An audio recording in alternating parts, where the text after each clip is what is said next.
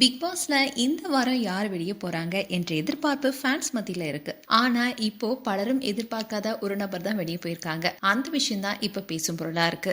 Big பாஸ்ல நேத்து வரைக்கும் வெளியான ஓட்ஸ் அடிப்படையில வியானா அண்ட் ரம்யா ஜோ தான் குறைவான வாக்குகள் பெற்றிருந்தாங்க.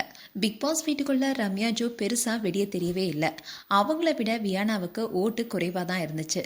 ஆனா 50 நாளா கடந்து விட்ட வியானா விளையாட்டுல கொஞ்சம் மாற்றத்தை ஏற்படுத்தியிருக்காங்க. எஃப்ஜே கூட வியானா நெருங்கி விளையாட தொடங்க ரெண்டு பேரும் இப்போ காதல் கண்டட்டும் கொடுக்க ஆரம்பிச்சிருக்காங்க.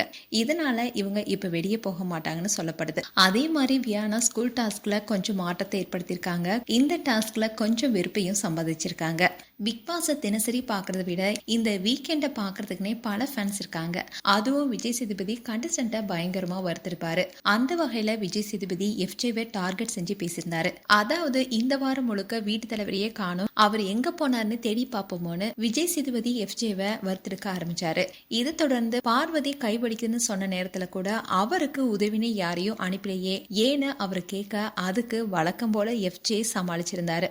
அதை தொடர்ந்து ஸ்கூல் டாஸ்க்ல வசந்தி அண்ட் தர்மலிங்கம் ரெண்டு பேருக்கும் இடையே கனெக்ஷன் என்பது போல ஸ்கூல் ஸ்டூடெண்ட்ஸ் ஒரு லெட்டர் எழுதி கொடுத்திருக்காங்க. அந்த நேரத்துல பார்வதி கூட அவ்வளவு வளர்ந்துட்டு இருந்தாங்க.